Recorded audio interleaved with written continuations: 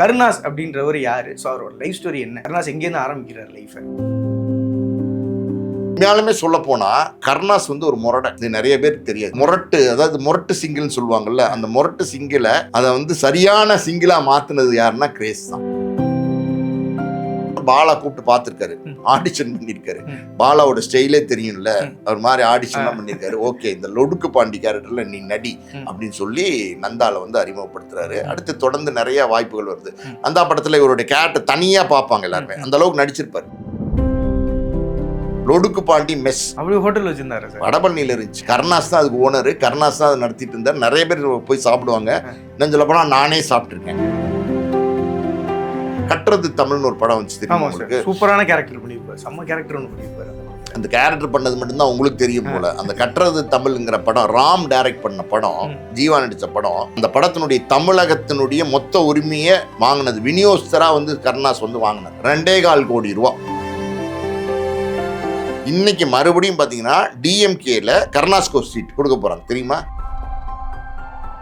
Ken வந்து நடிச்சிருந்தா Vetrimaaran sir அசிஸ்டண்டா வந்து இருந்திருக்காரு, தனுஷ் சார் அசிஸ்டண்டா இருந்திருக்காரு. நினைச்சிருந்தா ஒரு காமெடியனா பண்ணிருக்கலாம். ஏன் ஹீரோவா பண்ணாரு? அது படமும் பயங்கரமா சூப்பரா போயிட்டு இருக்கு. ஸோ அதை பத்தி சார் அது சொல்ல முடியாது தம்பி. தனுஷ் ஒர்க் பண்ணார்ல திருச்சிற்றம்பலம், அதுக்கப்புறம் பார்த்தீங்கன்னா ராயன், அதுக்கப்புறம் ஒரு படம் பண்ணார் நிலவுக்கு என்மேல் என்னடி கோபம். இந்த படங்கள்ல எல்லாம் தனுஷோட போனார். தனுஷ் கிட்ட உதவியாளரா ஒர்க் பண்ணாருன்னு சொல்ல முடியாது, ஆனா தனுஷ் கூடவே இருந்தார். யூத் வந்து ஒரு பெரிய பேரை வந்து கென் கருணாஸ்க்கு எடுத்து கொடுத்துருக்கு. தனுஷ் கூட கேட்டுக்காரு, டேய் நீ டைரக்ட் பண்ண போறியா, இன்னும் 2-3 படம் ஒர்க் பண்ணிட்டு பண்றான்னு சொல்லியிருக்காரு. இல்லைண்ணா நான் பண்ணிடுவேனா அப்படின்னு சொல்லியிருக்காரு. ஆனால் எங்கே பார்த்தாலும் கான்ஃபிடென்ட்டாக பேசுகிறான். அன்னைக்கும் கான்ஃபிடென்ட்டாக நம்ம வந்து இவன் எப்படி நடிக்க போகிறான் சுருள் நினச்சோம், ஆனால் சக்ஸஸ் பண்ணான். இன்னைக்கு இதையும் சக்ஸஸ் பண்ணிட்டான். படத்தை பார்த்துட்டு தனுஷ் சொல்லியிருக்காரு.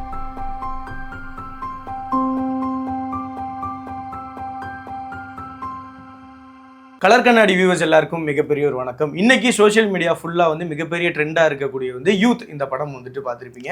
கென் கருணாஸ் இவரோட ஆக்டிங்கில் வந்து வந்துச்சு. பட் ஆனால் இவருக்கு முன்னோடியாக ஒருத்தர் இருந்திருக்கார். யாருன்னு கேட்டிங்கன்னா கருணாஸ் அவர்கள். ஸோ கருணாஸ் அவர்களுக்கும் அவருடைய லைஃப்பும் எப்படி இருந்தது அப்படின்றத வந்து இந்த வீடியோவில் வந்து பார்க்க போகிறோம். ஸோ நம்மள்ட்ட வந்து இதை பற்றி பேசுறதுக்காக வந்திருக்காங்க சினிமா விமர்சகர், ஆஸ்கர் மூவிஸ் தயாரிப்பாளர் திரு பாலாஜி பிரபு சார் அவர்கள். சார் வணக்கம். வணக்கம். எப்படி இருக்கீங்க? நல்லா இருக்கேன். அந்த கருணாஸ் அப்படின்றவர் யார்? ஸோ அவரோட லைஃப் ஸ்டோரி என்ன? கருணாஸ் எங்கேருந்து ஆரம்பிக்கிறார் லைஃபை? கருணாஸ் வந்து பார்த்தீங்கன்னா, நானே வந்து கருணாஸினுடைய கச்சேரியில் பாடினதை பார்த்துருக்கேன். கோயில் கச்சேரிகளில் பாடுறது தான் கருணாஸ். ஆரம்பத்தில் நிறைய கோயில் கச்சேரிகளில் தொடர்ந்து பாடிட்டு இருந்திருக்காரு. இங்கே ட்ரிப்ளிகேனில் ரத்னா கேஃப்னு ஒரு ஹோட்டல் இருக்குது, ரொம்ப பிரபலமான ஹோட்டல். அது வந்து பார்த்தீங்கன்னா ஒரு 2 இட்லி சாம்பாரை வந்து கிட்டத்தட்ட தட்டு நிறையா ஊற்றுவாங்க. அதுதான் அங்கே ஃபேமஸ். அந்த இட்லி அந்த ஒரு ஸ்பூனை போட்டு அந்த 2 இட்லி அந்த சாம்பாரை சாப்பிட்டு போனாலே போதும், வயிறு நிறைஞ்சிரும். இட்லி சாம்பார் கண்டி வருவாங்க. ரொம்ப ஃபேமஸான ஹோட்டல் இப்போயும் இருக்குது. நீங்கள் இது வரைக்கும் சாப்பிட்லன்னா போய் சாப்பிட்டு பாருங்கள். அதுக்கு பக்கத்தில் பார்த்தீங்கன்னா ஒரு சந்து இருக்கும். அதுதான் தோட்டம், அந்த ஏரியா பேர். அந்த ஏரியாவில் தான் இருந்தார் தோட்டம் சேகர். தோட்டம் சேகர் கேள்விப்பட்டிருக்கீங்களா? பிரபலமான ரவுடி தோட்டம் சேகர். அவர் வந்து பார்த்தீங்கன்னா பாட்டு கச்சேரியில் ரொம்ப விருப்பம். ஒவ்வொரு கோயில் திருவிழாலையும் தோட்டம் சேகர் வந்து பாடுவார். அந்த கச்சேரி எல்லாம் பார்த்தீங்கன்னா அங்கே ஒரு அங்காள பரமேஸ்வரி கோயில் இருக்குது அந்த சந்துக்குள்ளே. அதில் வந்து இவர் வந்து அரங்காவலராக இருந்தார் இந்த சேகர், தோட்டம் சேகர். வருஷம் நடக்கிற கச்சேரியில் இவர் பாடுவார். இவரே பயங்கர பிரமாதமாக பாடுவார். தோட்டம் சேகரே எக்ஸ்ட்ரானரியாக கானா சாங்ஸ் பாடுவார். அந்த அம்மன் பாட்டெல்லாம் பாடுவார். சங்கர் கணேஷ் தான் வந்து வழக்கமாக வந்து மியூசிக் பண்ணுவாங்க. ஒவ்வொரு வருஷமும் சங்கர் கணேஷ் தான் மியூசிக் பண்ணுவாங்க. அந்த ட்ரூப்பில் பார்த்தீங்கன்னா கருணாஸ் வந்து பாட்டு பாடுவார். கருணாஸ் பாட்டு பாடுற ஒரு கச்சேரி, ஏன் ஒரு கச்சேரி 2-3 கச்சேரி வந்து நான் பார்த்துருக்கிறேன். நான் சொல்கிறதெல்லாம் 30 வருஷத்துக்கு முன்னாடி. நீங்களே பார்த்துருக்கீங்க? நானே பார்த்துருக்கேன். அப்போ கருணாஸ் வந்து பார்த்தீங்கன்னா இப்படி தான் இருப்பார். ஆள் விடன்னு இருப்பார்.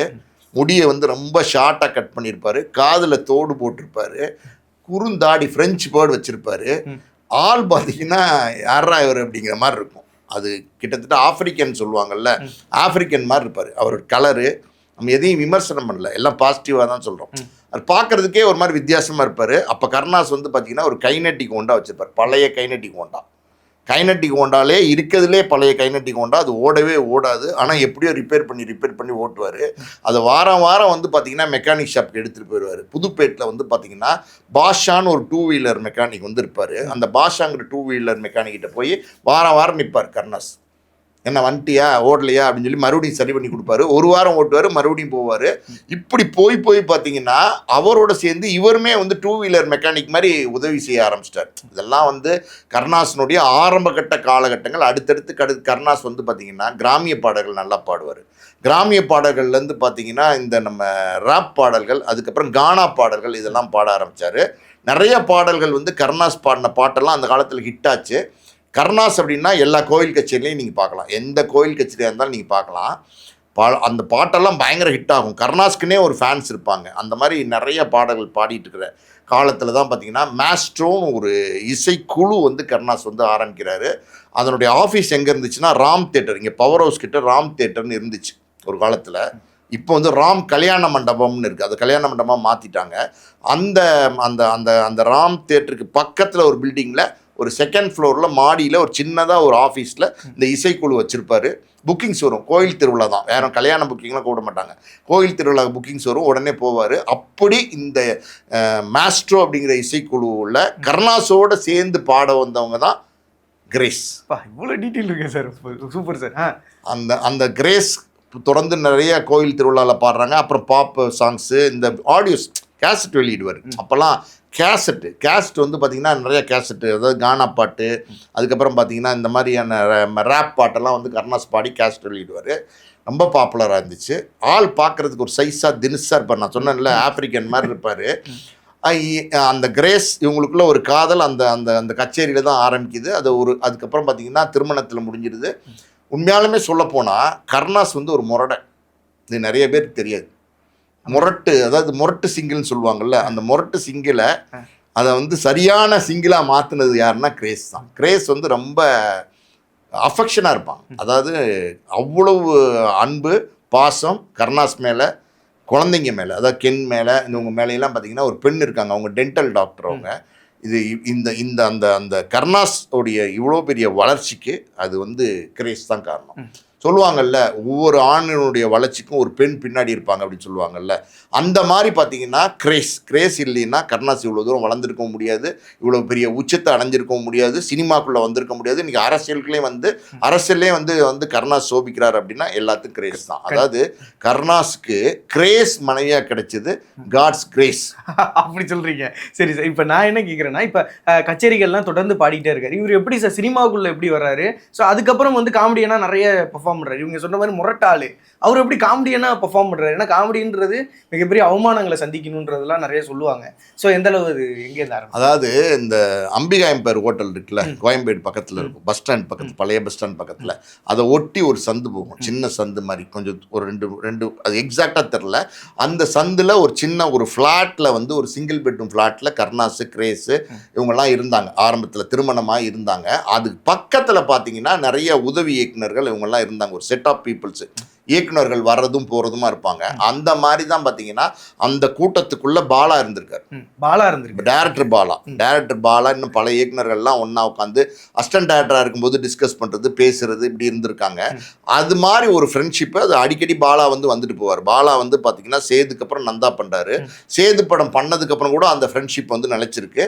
அப்படி அந்த பக்கத்து ஃப்ளாட்டில் இருக்கிற வீட்டுக்கு பாலா வரும்போது, ஃப்ரெண்ட்ஸை பார்க்க வரும்போது, கருணாஸ் வாசல் நின்றுக்கிட்டு சும்மா தம் அடிக்கிறது, சும்மா ஸ்கூட்டரை வந்து துடைக்கிறது, இதெல்லாம் பார்த்துட்டு யார் இவன், நான் சொன்னேன்ல ஒரு மார்க்கானே அப்படின்னு சொல்லி பக்கத்தில் ஃப்ரெண்ட்ஸ்ட்டு கேட்டுக்காரு. இல்லைப்பா, அவர் வந்து ஒரு கானா சிங்கரு, ரொம்ப நல்லா கானா பாடுவார், நிறைய கோவில் கச்சேரிலாம் பாடியிருக்கிறாரு அப்படின்னோடனே, கிரேஸ் அவங்க மனைவி குழந்தையோடு இருக்காங்க அப்படின்னோடனே, ஒரு நாளைக்கு வர சொல்லி பார்க்கலாம், நான் வந்து இந்த நந்தா படத்தில் ஒரு கேரக்டர் இருக்குது, லொடுக்கு பாண்டின்னு ஒரு கேரக்டர் இருக்குது, அதுக்கு சூட்டாக இருப்பான் போல இவன் அப்படின்னு சொல்லிட்டு, பாலா பற்றி தெரியும்ல, அதாவது வந்து நல்லா அழகாக இருந்தால் பாலா செலக்ட் பண்ண மாட்டார். கருணாஸ் அதுக்குன்னு அழகு இல்லைன்னு சொல்லலை.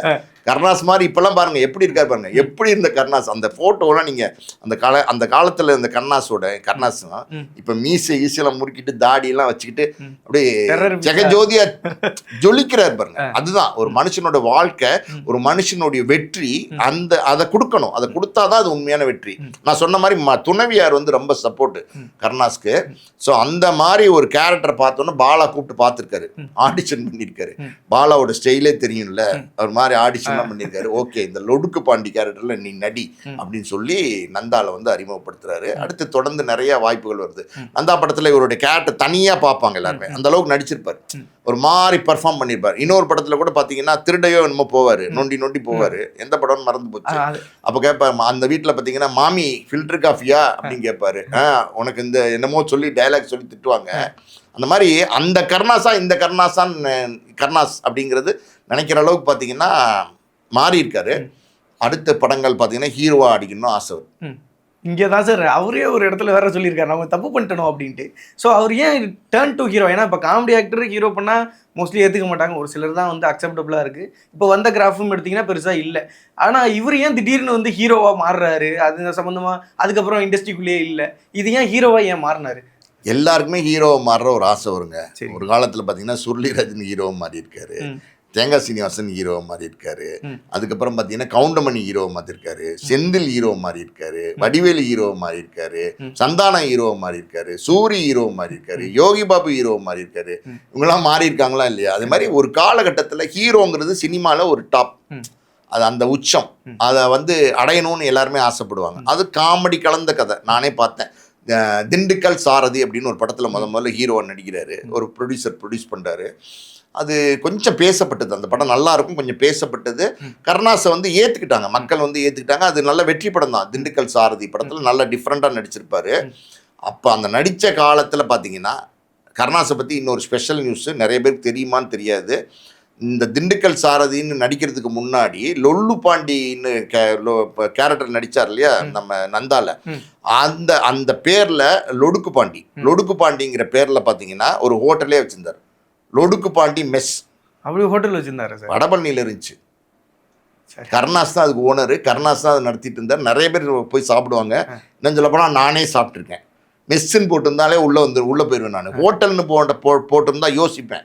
மெஸ்ஸுன்னா ஹோம்லி சாப்பாடு கிடைக்கும், கறி குழம்பு, மீன் குழம்பு, அந்த மாதிரி இந்த உப்பு கறி, இதெல்லாம் ரொம்ப டேஸ்ட்டாக இருக்கும்னு சொல்லி உள்ளே போய் சாப்பிட்ருக்கேன். நல்லாவே இருக்கும், சூப்பராக இருக்கும். லொடுக்கு பாண்டி மெஸ்ஸில் ஒரு ஸ்பெஷலான ஒரு விஷயம் இருக்குது, அதை நம்ம சொல்லலாம். அது என்ன அப்படின்னா, சாதாரணமாக வந்து சாப்பிட வராங்கல்ல, அவங்களுக்கு வந்து 100 ரூபா ஒரு சாப்பாடு பில் அப்படின்னா, சினிமா சம்பந்தப்பட்ட உதவியாளர்கள், டெக்னீஷியன்ஸு, லைட்மேனு, ப்ரொடக்ஷன் பாய், இந்த மாதிரி யாராவது சாப்பிட வந்தாங்கன்னா அவங்களுக்கு வந்து 50 ரூபா தான் சாப்பாடு. என்ன சார் அப்போவே அதை பண்ணாரா?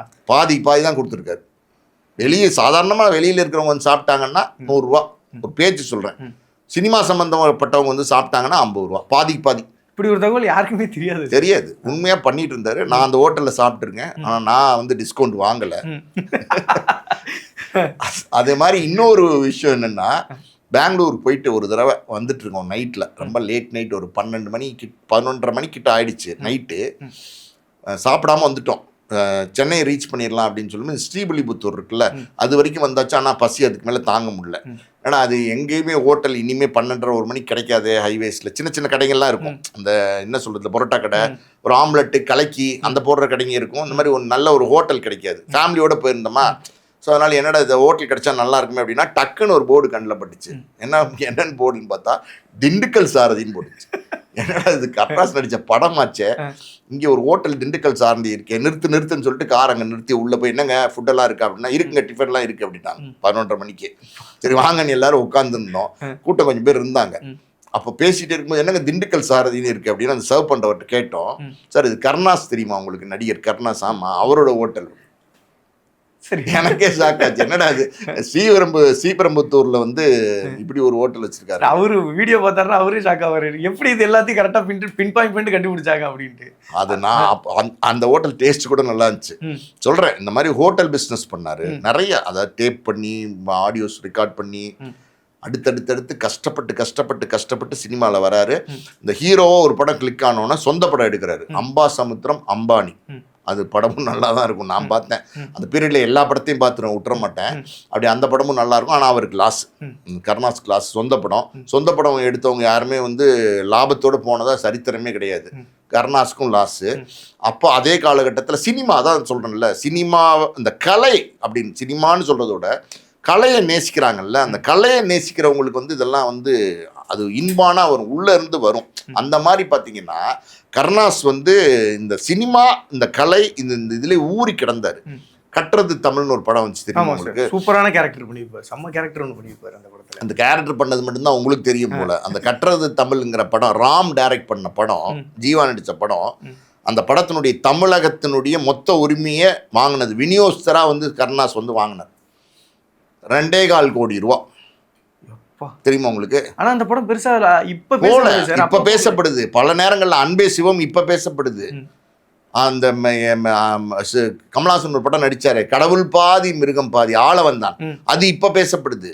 ஆனா அன்னைக்கு பேசப்படலையே, அன்னைக்கு ஓடவே இல்லை, டோட்டலா ஓடல. 2.25 கோடி ரூபாய்க்கு வாங்கி டிஸ்ட்ரிபியூஷன் தமிழ்நாடு ஃபுல்லா வெளியிடுறதுக்கான விநியோக உரிமையை வாங்கி, அதான் சினிமா. அதான் சினிமாவை நேசிச்சிங்கன்னா படம் எடுத்து நடிச்சாரு, படம் எடுத்தாரு, லாஸ் ஆனாரு, திருப்பி வந்து டிஸ்ட்ரிபியூஷன் பண்ணாரு, லாஸ் ஆனார். அன்னைக்கெல்லாம் இந்த படத்தை அவர் வாங்கி ரிலீஸ் பண்ணேன்னா அந்த படமே ரிலீஸ் ஆயிருக்காது. ராம் அப்படிங்கிற ஒரு அற்புதமான இயக்குனர் இன்னைக்கு தமிழ் சினிமாக்கு கிடைச்சே இருக்க மாட்டார். அந்த ராம் வந்து இன்னைக்கு தமிழ் சினிமாவில் ஒரு பெரிய நட்சத்திர இயக்குனராக, நம்பிக்கை இயக்குனராக இருக்காருன்னு அப்படின்னா கருணாஸ் அதுக்கு ஒரு மூல காரணமாக இருந்திருக்காரு. கண்டிப்பாக சார். அண்ட் இவ்வளோ பெரிய டீட்டெயில் இருக்குன்னு எனக்கு சீரியஸாக தெரியும். ஆனால் கட்டுறது தமிழ் இப்போ யார்ட்டா கேட்டிங்கன்னா எனக்கு பிடிச்ச படம்னு சொல்லுவாங்க. ஆனால் இதுக்கு பின்னாடி இவ்வளோ சேட் ஸ்டோரி ஒன்று இருக்குது அப்படின்றது வந்து தெரியாது. பட் ஆனால் அவர் இதெல்லாம் சேட் ஸ்டோரியாக எடுக்கல, இதெல்லாம் அவர் வந்து ஸ்வீட் ஸ்டோரியாக எடுத்திருக்காரு. அதனால தான் நீங்கள் வந்து அடின்னு அடிச்சிங்கன்னா கூட ஒரு உண்மையான கலைஞனை வந்து நீங்கள் வந்து நிறுத்த முடியாது. அந்த கலையை நோக்கி அவன் ஓடிட்டே இருப்பான்.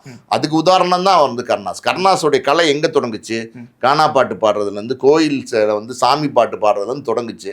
சாதாரணமாக பாடிட்டு இருந்தார். நான் சொன்ன ஒரு கைநட்டி கோண்டாவோட சுற்றிட்டு இருந்தார். அப்படியே வந்து ஒரு ட்ரூப் ஆரம்பித்து கச்சேரி நடத்துறது அது இதுன்னு. அப்புறம் வந்து பார்த்தீங்கன்னா சினிமாவில் வந்து அது அந்த அந்த கலை அதுதான். கண்டிப்பாக சார். அண்ட் அதே நேரத்தில் இந்த சினிமா டு அரசியல்ன்றது இப்போ நிறைய பேர் வர்றாங்க இல்லைன்னு சொல்ல. பட் ஆனால் அப்போ ஒன்று பண்ணியிருக்காரு, அவர் ஒரு பொலிட்டீஷியனாக இருக்காரு. இப்போ நீங்கள் சொன்ன மாதிரி அந்த மீசை வச்சுட்டு இந்த ஒயிட் அண்ட் ஒயிட் போட்டு வரப்பெல்லாம் பயங்கரமாக இருக்குது. ஸோ அப்படி இருக்கிறப்ப ஒரு மனுஷனா, ஒரு நல்ல மனுஷனா ஒரு டர்ன் டு இந்த அரசியலுக்கு வந்ததுக்கு என்ன காரணம், எப்படி இவர் வர்றாரு? எல்லாமே ஆர்வம் தாங்க, எல்லாமே ஒரு ஆர்வம் தான். மனுஷன் சாகிற வரைக்கும் பார்த்தீங்கன்னா எதையோ தேடிக்கிட்டே தான் இருப்பான். தேடுதல் வந்து மனுஷனுக்கு இருந்துகிட்டே இருக்கும். மனுஷன் அப்படின்னாலே அந்த தேடுதல் இருக்கணும். அந்த மாதிரி ஒரு தேடுதல், அந்த தேடுதல் சினிமா நிறைய படங்கள் நடிக்கிறார், பொல்லாதவன் அது இதுன்னு நிறைய படங்கள் நடிக்கிறாரு. நடித்ததுக்கப்புறம் ஒரு ஸ்டேஜ் அது வந்து எப்படின்னா எல்லாருக்கும் எல்லா காலகட்டத்திலையும் மார்க்கெட் நிலையாக நிற்காது. இப்போ கவுண்டமணி இங்கே இருக்காரா, வந்து வடிவேல் இருக்காரா, ஸோ எல்லாரும் வந்து ஃபேட் அவுட் ஆகி போயிடுவாங்க. காலங்கள் 10 வருஷம் அப்படின்னா வேற ஒரு புது ஆள் உள்ள வருவான், பழைய ஆளுங்க வெளில போவாங்க. அதாவது பழையதை கழியிறதுன்னு சொல்லுவாங்கல்ல, அந்த மாதிரி பார்த்தீங்கன்னா அது இயல்பாக உள்ளது தான். அப்படி இருக்கும்போது இவருக்கு இதெல்லாம் வந்து எப்படின்னா ஸ்டூடெண்ட்டாக இருந்த காலகட்டங்கள், பிரசிடென்சி காலேஜில் படிச்சிருக்காரு. அந்த அந்த பிரசிடென்சி காலேஜில் படித்த காலகட்டத்திலே அந்த அந்த நிச்சயமாக அரசியல் ஆர்வம் இருந்திருக்கும். ஏதாவது ஒரு மாணவர் எலெக்ஷனு அது இதில் போட்டி போட்டிருப்பாரு, அதில் ஜெயிச்சிருப்பார், இல்லைன்னா வேறு போட்டி போடுறவங்களுக்கு சப்போர்ட் பண்ணியிருப்பார், கேன்வாஸ் பண்ணியிருப்பார், இதெல்லாம் இருந்திருக்கும். ஸோ ஒரு காலகட்டத்துக்கு அப்புறம் அரசியல் தேர்ந்தெடுக்கிறாரு. முற்குலத்தோர் புலிப்படை அப்படின்னு சொல்லி ஒரு கட்சியை அவரே சுயமாக ஒரு கட்சியை ஓப்பன் பண்ணி அதை வந்து பிரபலப்படுத்துகிறார். அது வந்து நிறையா அந்த தென் மாவட்டங்கள், திருநெல்வேலி, மதுரை, ராமநாதபுரம் அந்த பக்கம்லாம் ரொம்ப ஃபேமஸாக அந்த கட்சி இருக்குது. அது வந்து ஜெயலலிதா அம்மையார் வந்து கூப்பிட்டு கருணாஸ் உங்களுக்கு ஒரு சீட்டு தரேன் அப்படிங்கிறாங்க. எவ்வளோ பெரிய விஷயம் பாருங்க. கண்டிப்பாக பெரிய சீஃப் மினிஸ்டராக இருக்கும்போது யாரையுமே அவங்க கண்டுக்க மாட்டாங்க ஜெயலலிதா அம்மையார். ஆனால் கருணாஸை கூப்பிட்டு கருணாஸ் உங்களுக்கு சீட்டு தரேன் நீங்கள் நில்லுங்கன்னு சொல்லி கருணாஸ் வந்து எம்எல்ஏவானார் அந்த பீரியடு. அதுக்கப்புறம் அந்த அரசியல் ஆர்வமும் இன்னைக்கு வந்து கருணாஸ் கூடவே தொத்திக்கிச்சு. நிறையா வந்து கருணாஸ் வந்து நல்ல விஷயங்கள்லாம் பண்ணுறார், பல பேருக்கு வந்து தெரியாது. இன்னைக்கு மறுபடியும் பார்த்தீங்கன்னா டிஎம்கேல கருணாஸ்க்கு ஒரு சீட்டு கொடுக்க போகிறாங்க, தெரியுமா? தெரியாது சார். வரப்போகிற எலெக்ஷனில் கருணாஸ்க்கு ஒரே ஒரு சீட் அவரோட கட்சிக்கு, டிஎம்கேவோட அலையன்ஸில் இருக்காங்க, அவரோட கட்சிக்கு ஒரு சீட் வந்து கொடுக்குறாங்க. எங்கே ஏதுன்னு இன்னும் முடிவு பண்ணல, ஆனால் ஒரு சீட்டுங்கிறத முடிவு பண்ணிட்டாங்க. ஸோ மறுபடியும் வந்து இந்த நின்னார்னா மறுபடியும் ஜெயிச்சு வருவார். இன்னைக்கு பாருங்களேன் எவ்வளோ மெச்சூர்டாக பேசுகிறார். நீங்கள் ஒரு லொடுக்கு பாண்டியா நடித்த கருணாஸையும் இப்போ இருக்கிற கருணாஸையும் பாருங்கள். உண்மையான பேர் கருணாநிதி, பல பேருக்கு அது தெரியாது. ஷார்ட் பண்ணி கருணாஸ் வச்சுக்கிட்டாரு. முடியெல்லாம் எப்படி ஷார்ட் பண்ணி எப்படி சொல்கிறது அந்த நீக்ரோ மாதிரி வச்சுக்கிட்டாரோ அதே மாதிரி வந்து பார்த்தீங்கன்னா கருணாநிதிங்கிற ஷார்ட் பண்ணி கருணாஸ் அப்படின்னு ஸ்டைலாக வச்சுக்கிட்டாரு. எல்லாமே அதான் சொல்கிறேன்ல. இன்னைக்கு மறுபடியும் வந்து நின்னார்னா மறுபடியும் எம்எல்ஏ வருவார், என்ன வேணாலும் நடக்கலாம், இன்னும் பெரிய உச்சத்தை அடையுவார். கண்டிப்பாக. அதான் அது ஒரு 2 பிள்ளைங்களையும் நல்லா வளர்த்துருக்காரு. ஒருத்தர் கென்னு அவர் உள்ள வந்துட்டார். கண்டிப்பாக அந்த கென் பற்றி தான் சார் இப்போ. ஆனால் கருணாஸ் சாரோட கிராஃப் கேட்குறப்போ ரொம்ப அழகாக இருந்துச்சு. அது நீங்கள் சொல்கிறப்போ ஆப்போசிட்டில் கேட்குறப்போ அவ்வளோ சூப்பராக இருந்துச்சு. அண்ட் வந்து கென் வந்து நடிச்சிருந்தா வெற்றிமாறன் சார் டஸ்டண்டாக இருந்திருக்காரு, தனுஷ் சார் டஸ்டண்டாக இருந்திருக்காரு. நினச்சிருந்தா அவர் காமெடியெல்லாம் பண்ணியிருக்கலாம். ஏன் ஹீரோவாக பண்ணார்? அது படமும் பயங்கரமாக சூப்பராக போயிட்டு இருக்கு. ஸோ அதை பற்றி சார் அது சொல்ல முடியாது தம்பி. இது எப்படின்னா கலை உள்ளுக்குள்ளே இருக்கும். அதாவது வந்து இது ரத்தம், இதெல்லாம் கருணாஸ் அவர் பெரிய சிங்கரு, கிரேஸ் அவங்க அம்மா பார்த்தீங்கன்னா நல்ல சிங்கரு, நிறைய டிவி தொகுப்பு நிகழ்ச்சிகள் எல்லாம் கலந்துக்கிறாங்க. ஸோ அது எல்லாமே ஒரு கலை குடும்பமாக இருக்காங்க. அங்கே ஒரு வாரிசு கருணாஸ் ஒரு பொண்ணு இருக்காங்க, அவங்க டென்டல் டாக்டரு. அந்த பையனுக்கு அந்த ஆர்வம் இருக்குது, பையனுக்கு சினிமா வரணும்னு என்ன இருக்குது, கலை ஆர்வம் இருக்குது, வரும் ஆட்டோமேட்டிக்காக வரும். அது ஜீன், அது ஒன்றும் பண்ண முடியாது. காமெடியன் பையன் காமெடியனாக தான் வரணும்னு கிடையாது, அதெல்லாம் வந்து மாறி போச்சு. அதெல்லாம் ரொம்ப வருஷத்துக்கு முன்னாடியே மாறி போச்சு. அவருக்கு வந்து இப்போ பார்த்தீங்கன்னா நல்ல கேரக்டர் ரோல் நடிக்கணுங்கிற ஆசை. அப்படி இருக்கும்போது பார்த்தீங்கன்னா ஆடிஷன் போயிருக்காரு நம்ம அசுரன் படத்துக்கு. அசுரன் படத்தில் அவருடைய கேரக்டர் நீங்கள் பார்த்துருப்பீங்க, ஒரு மாதிரி வித்தியாசமாக ரொம்ப நல்லா எக்ஸ்ட்ராடனரியாக பெர்ஃபார்ம் பண்ணியிருப்பாரு, செமையாக இருக்கும். அசுரனில் கென் கருணாஸ். அப்போ தான் எல்லாரும் பார்க்குறாங்க, யார் இந்த கென் அப்படின்னா, கென் கருணாஸுங்க, கருணாஸோட பையன் அப்படின்னாரு. நம்ம விஜய் சேதுபதி பையன் சொன்னார்ல, அவர் பேர் சூர்யா என் பேரு, விஜய் சேதுபதினு நான் போட்டுக்கல அப்படின்னு முதல்ல சொன்னாரு, சின்ன பையன் தானே. அதுக்கப்புறம் பாத்தீங்கன்னா படம் ரிலீஸ் ஆகும்போது பாத்தீங்கன்னா சூர்யா விஜய் சேதுபதினு ஆட்டோமேட்டிக்கா போட்டாரு. நீங்க பேர் போட்டாலும் போடாட்டாலும் அவர் பையங்கிறது ஆட்டோமேட்டிக்கா வந்துடும். கென்னு இப்ப யாரும் சொல்றது இல்ல, கென்னோட நிறுத்துறாங்களா, கென்னோட நிறுத்தினா பாதியோட நிறுத்துற மாதிரி இருக்கு. கென் கருணாஸ் அப்படிங்கிற மாதிரி அவர் இன்னைக்கு வந்து பாத்தீங்கன்னா அசூரன் படத்தில் நடிக்க போறாரு. வெற்றிமாறனை பொறுத்த வரைக்கும் அப்படின்னா, ஒரு டேலண்ட் இருந்தால் தான் ஒருத்தர் செலக்ட் பண்ணுவார். அந்த மாதிரி ஒரு கேரக்டரை இவர் பண்ணுவாரா அப்படிங்கிற நம்பிக்கை இருந்தால் தான் கொடுப்பாரு. அப்படி நம்பி அசூரனில் வந்து ஒரு கேரக்டர் கொடுத்தாரு. அந்த நம்பிக்கையை வந்து 100 மடங்கு வந்து கென் வந்து பூர்த்தி பண்ணிட்டாரு. தனுஷ்க்கு வந்து ஒரு சந்தேகம் இருந்திருக்கு, தனுஷ் பேசினார்ல அந்த ப்ரொமோவில், தனுஷ்க்கு வந்து ஒரு சந்தேகம் இருந்திருக்கு, இந்த மாதிரி வந்து பார்த்தீங்கன்னா இந்த பையன் பண்ணுவானா, இந்த பையன் வந்து இது வரைக்கும் சினிமாலே நடிக்கலை. தனுஷ் நடிச்சிருக்காரு, பொல்லாதவனோடலாம் வந்து பொல்லாதவன்லாம் பார்த்தீங்கன்னா கருணாஸோட நடிச்சிருக்காரு, நிறைய படம் சேர்ந்து நடிச்சிருக்காரு. ஸோ இந்த பையன் எப்படி பண்ணுவான், சின்ன பையனாக இருக்கானே, பக்குவம் இல்லாமல் இருக்கானே, மெச்சூரிட்டி இல்லாமல் இருக்கானேன்னு நினச்சிருக்காரு. ஆனால் அவர் நினச்சதுக்கு பல மடங்கு வந்து பார்த்தீங்கன்னா அந்த கேரக்டரை வந்து அவர் தூக்கி நிறுத்திருக்கார் அந்த பையன். இப்போ தனுஷ்க்கு ரொம்ப பிடிச்சி போச்சு, தனுஷோட பெட் ஆகிட்டார், அதான் உண்மை. இப்போ தனுஷோட ஏஜுக்கு கென் கருணாஸோட ஏஜுக்கு யாத்ரா லிங்கா மாதிரி பிள்ளை மாதிரி பிள்ளையா பார்க்குற மாதிரி தனுஷ் வந்து பார்க்க ஆரம்பிச்சார். டே வாடா கென், உட்கார்றா, சாப்பிட்றா, ஜாலியாக பேசுறது வைக்கிறது, அவரோட அந்த இன்ட்ராக்ட் பண்ணுறது, அதெல்லாம் எப்படின்னா தனுஷோட ஒரு நல்ல நட்புறவு வந்து கென்னுக்கு உருவாக்குச்சு. தனுஷ் இப்போ ஒர்க் பண்ணார்ல திருச்சிற்றம்பலம், அதுக்கப்புறம் பார்த்தீங்கன்னா ராயன், அதுக்கப்புறம் ஒரு படம் பண்ணார் நிலவுக்கு என்மேல் என்னடி கோபம். இந்த படங்கள்ல எல்லாம் தனுஷோட போனார். தனுஷ்கிட்ட உதவியாளராக ஒர்க் பண்ணாருன்னு சொல்ல முடியாது, ஆனால் தனுஷ் கூடவே இருந்தார். தனுஷ் கூட அண்ணா சொல்லுங்கண்ணா, இது என்னன்னா, ஏன்னா இந்த கேமரா வைக்கிறீங்க கேட்கலாம், ஏன்னா உங்களுக்கு உங்கள் பையன் மாதிரி உங்களை பார்க்குறாரு, அப்பா ஸ்தானத்தில் இருக்காருன்னும் போது உரிமை எடுத்துக்கிட்டு இது என்னன்னா ஏன்னா இந்த ஷாட் எடுத்தீங்க அந்த மாதிரி கேட்டு கேட்டு கேட்டு கேட்டு கூடவே வந்து ஃபீல்டு ஒர்க் பண்ணதுனால அவருக்கு வந்து அந்த டைரக்ஷன் இன்ட்ரெஸ்ட் வேற வருது. நடிக்கவும் செய்யணும், டைரக்டும் பண்ணணும் போது அவர் வந்து பார்த்தீங்கன்னா ஒரு ஹீரோவாக தன்னை காட்டுறாரு. ஒரு ஸ்கூல் ஸ்டூடெண்ட், அதாவது 10th +1 +2 படிக்கிற ஸ்டூடெண்ட்டு, அது ஒரு 3 பேரை லவ் பண்ணுறாரு. ஜாலியான ஒரு காதல். அவங்க ஒரு அம்மா அப்பா, அந்த அவங்க பேர் என்ன திவ்யதர்ஷினி, ஒரு மலையாள ஆக்டர் வந்து அப்பா. ஸோ அது படமே வந்து வித்தியாசமாக இருக்கும். அது வந்து ரொம்ப ஆரம்பத்தில் லைட்டர் வெயிட்டில் ஒரு ஃபர்ஸ்ட் ஹாஃப் எல்லாம் அப்படி ஜாலியாக போகும். அதில் வந்து பாருங்களேன், ஜிவி பிரகாஷ் வந்து ஃப்ரீயாகவே போட்டு கொடுத்துருக்காரு. இதெல்லாம் எவ்வளோ பெரிய விஷயம் சார். ஆமாங்க, செய்வாங்க, சினிமாவில் நிறைய உதவி செய்வாங்க. ஒருத்தர் முன்னுக்கு வரணும்னா பல பேர் வந்து உதவி செஞ்சுருக்கணும், அதான் உண்மை. சரித்திரங்களை நீங்கள் தோண்டி பார்த்தீங்கன்னா ஒருத்தர் இவ்வளோ பெரிய ஆளாக நிற்கிறார் அப்படின்னா அதுக்கு பின்புலமாக பல பேர் இருந்திருப்பாங்க. அந்த காரணமாக இருந்தவங்கெல்லாம் மறைக்கப்படுவாங்க ஒரு காலகட்டத்தில். ஆனால் உண்மையாக பல பேர் பல நேரங்களில் பலருக்கு சினிமாவில் உதவி செஞ்சுருக்காங்க. சினிமாவில் நல்ல உள்ளங்களும் இருக்காங்க, நல்ல உள்ளங்கள் இல்லாதவங்க நிறைய பேர் இருக்காங்க, நல்ல உள்ளவங்களும் இருக்காங்க. அந்த வகையில் பார்த்தீங்கன்னா ஜிவி பிரகாஷ்லாம் பார்த்தீங்கன்னா கென் கருணாஸ்க்கு வந்து ஃப்ரீயாகவே போட்டு கொடுத்துருக்காரு. அது ஃப்ரீயாக படத்தில் மியூசிக் பண்ணி கொடுக்குறது கூட பெருசு இல்லை, அதில் போட்டு கொடுத்தாரு பாருங்க முட்டைக்கலைக்கு சாங்கு அடிஷன் இருக்குது. தியேட்டர்ல எல்லாம் பார்த்தீங்க, இப்போ வந்து இதில் நம்ம ஹோட்டல்ல எல்லாம் சின்ன சின்ன ஹோட்டல்ஸ்லாம் இருக்குல்ல, மெஸ் மாதிரி டைப்ல எல்லாம், அங்கெல்லாம் உட்காந்துட்டு மாஸ்டர் ஒரு முட்டைக்கலைக்கு அப்படின்னு இந்த பாட்டு முட்டைக்கலைக்கு அப்படின்னு பாடிக்கிட்டே, காலேஜ் ஹாஸ்டல்ஸ் இருக்குல்ல அதில் தட்டெல்லாம் ஒன்றா வச்சுக்கிட்டு டே உனக்கு ஒரு கலைக்கு எனக்கு ஒரு கலைக்கின்னு பேசி ஜாலியாக அந்த அளவுக்கு பாப்புலர் ஆக்கி விட்டுச்சு. ஸோ இதுதான் ஒரு ஒரு ஒரு மனுஷன் பெருசாக வரணும்னா அது ஒரு பெரிய வெளிச்சம் கிடைக்கணும்னா அது கிடைக்கும். நீங்கள் ஒன்றும் இல்லை, ஜெமினின்னு ஒரு படம், அது பார்த்தீங்கன்னா ஓப்போடுன்னு ஒரு சாங், அந்த காலத்தில் நீங்களாம் அப்புறம் பிறந்திருக்கே மாட்டீங்க, ஓப்போடுன்னு பண்ணுவாங்கல்ல, அந்த ஒரு சாங்குங்க அந்த படத்தை ஹிட் பண்ணிடுச்சு. அந்த படம் மசாலா படம் தான், பெருசாக ஒன்றும் இருக்காது உள்ள போய் பார்த்தீங்கன்னா, ஆனால் அந்த ஒரு பாட்டு, அந்த ஒரே ஒரு பாட்டு பார்த்தீங்கன்னா அது சூப்பர் டூப்பர் ஹிட் ஆக்கி விட்டுச்சு ஜெமினியை. அதே மாதிரி பார்த்தீங்கன்னா அந்த நாக்கு மூக்கு ஒரு சாங்கு காதலில் விழுந்தேன்னா ஆமா சார். அந்த ஒரே ஒரு சாங் அந்த படத்துல எக்குத்தப்பா அமைஞ்சு போச்சு. நகுலுக்கு மாட்டி. நகுலுக்கு அந்த ஒரு படத்தினால அவர் பெரிய ஸ்டார் ஆனார். ஆனா தக்க வச்சுக்கல. தக்க வச்சுக்கணும். எப்பவுமே உங்களுக்கு ஒரு உயரம் வந்து எப்பவுமே இறைவன் வந்து டக்குன்னு கொடுப்பான். அது கொடுத்ததுக்கு அப்புறம் தக்க வைக்கிறதுங்கிறது ரொம்ப கஷ்டம். அந்த மாதிரி கொடுத்ததுக்கு அப்புறம் பாத்தீங்கன்னா அவர் நகுலா பேரே எனக்கு மறந்து போச்சு. அவரெல்லாம் பாத்தீங்கன்னா தக்க வச்சுக்கல. சன் பிக்சர்ஸ் வாங்கினாங்க அந்த படத்தை. சன் பிக்சர்ஸ் அந்த படத்தை தான் முதல்ல வாங்கினாங்க. சன் பிக்சர்ஸ் முதல்ல தயாரிச்ச படமே வந்து பாத்தீங்கன்னா அந்த படம் தான். ஸோ அந்த மாதிரி எல்லாம் ஒருத்தங்களுக்கு ஒரு வெளிச்சம் கிடைக்கும். அப்படி வந்து கென்னுக்கு பார்த்தீங்கன்னா இந்த யூத் அமைஞ்சிருக்கு. படம் ரிலீஸ் ஆயிடுச்சு நேற்றுக்கு. படம் ரொம்ப நல்லா இருக்குது. ஆடியன்ஸ் வந்து என்ஜாய் பண்ணுறாங்க. ரொம்ப கிளாப் பண்ணி ரசிக்கிறாங்க. 3 பெண்களோட காதல், ஒரு ஸ்கூல் ஸ்டூடெண்ட்டு, அந்த லவ், அந்த பேட்டர்ன் ஆஃப் சப்ஜெக்ட்ஸ் எல்லாம் பார்த்தீங்கன்னா எப்போவுமே வந்து சக்ஸஸ் ஆகிடும். இந்த மாதிரியான கதைகள் இந்த யூத்தை பேஸ் பண்ணி எடுக்கிற கதைகள் எல்லாமே சக்ஸஸ் ஆயிரும். இது என்னடா லைட்டர் வெயிட்லேயே சொல்லிட்டு இருக்காரு ஃபர்ஸ்ட் ஹாஃப் வரைக்கும்னு நினைக்கும் போது அவர் தானே டேரக்டர்.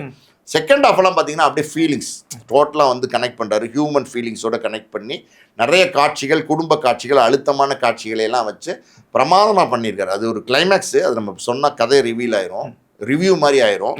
அதனால் அது நம்ம வேண்டான்னு தவிர்த்துருவோம். ஆனால் படம் இப்போ தான் வந்திருக்கு.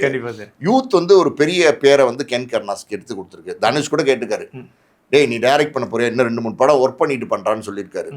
இல்லைண்ணா நான் பண்ணிடுவேண்ணா அப்படின்னு சொல்லியிருக்காரு. ஆனால் எங்கே பார்த்தாலும் கான்ஃபிடென்ட்டாக பேசுகிறான். அன்னைக்கும் கான்ஃபிடென்ட்டாக நம்ம வந்து இவன் எப்படி நடிக்க போகிறான் சுரல் நினச்சோம். ஆனால் சக்ஸஸ் பண்ணான். இன்னைக்கு இதையும் சக்ஸஸ் பண்ணிட்டான். படத்தை பார்த்துட்டு தனுஷ் சொல்லியிருக்காரு. தனுஷ் அன்னைக்கு வந்தார்ல ப்ரொமோக்கு, 102 டிகிரி ஃபீவர் தெரியுமா உங்களுக்கு தனுஷ்க்கு. ஆனால் கென்னு அண்ணா நீங்கள் வரணுன்னா நீங்கள் இல்லாமல் நடக்கக்கூடாதுண்ணா அப்படின்னு சொன்னதுனால, ஏய் எட்ரா வண்டியை வாடா கென்னோட ஃபங்க்ஷன் போகலான்னு சொல்லிட்டு 102 டிகிரியில் குளிச்சுட்டு ட்ரெஸ் பண்ணிட்டு வந்து அந்த ஃபங்க்ஷனில் பேசிட்டு போகிறார் தனுஷ். ஸோ அந்த அளவுக்கு ஒரு அஃபெக்ஷன் அது இருந்ததுனால தான் அது நடந்தது. ஸோ தனுஷ் மட்டும் இல்லை, வெற்றிமாறன், இன்னும் பல பேர் பார்த்திங்கன்னா சினிமாவில் பெரிய முகங்களாக இருக்கிறவங்க கென்னுக்கு வந்து சப்போர்ட் பண்ணுறாங்க, ப்ரமோட் பண்ணுறாங்க. எல்லாம் வந்து கென்னுக்கு வந்து இன்றைக்கி நல்ல பெரிய வாழ்க்கை கிடச்சிருக்கு. அதுக்கு முன்னாடி ஒரு சின்ன ஆல்பம் போட்டார். அந்த படமெல்லாம் வர்றதுக்கு முன்னாடி, அசுரனுக்கு முன்னாடி ஒரு சின்ன ஆல்பத்தில் நடிச்சிருந்தார். அவங்க அம்மா கிரேஸ் தான் பாடியிருந்தாங்க. இதை சொல்கிறேன்ல, ஒரு நல்ல குடும்பத்தில் ஒரு நல்ல பையன், ஒரு சினிமா குடும்பத்திலேருந்து வந்த ஒரு பையன். கிரேஸ் சினிமா பாடல்கள்லாம் பாடியிருக்காங்க. கருணாஸ் வந்து சினிமா எல்லாருக்கும் தெரியும், அரசியல் இன்னைக்கு இருக்காரு அப்படின்னும் போது அந்த பையன் பாருங்களேன் டவுன் டு த எர்த்தாக இருக்கான். ஆட்டிடியூட் காட்டுறது, திமிர் காட்டுறது. விஜய் சேதுபதி பையனை கூட நிறைய பேர் விமர்சனம் பண்ணாங்க. அந்த பையன் சூர்யா வந்து திமிரா இருக்கான் அப்படி இப்படிங்கிறான். அதெல்லாம் கிடையாது.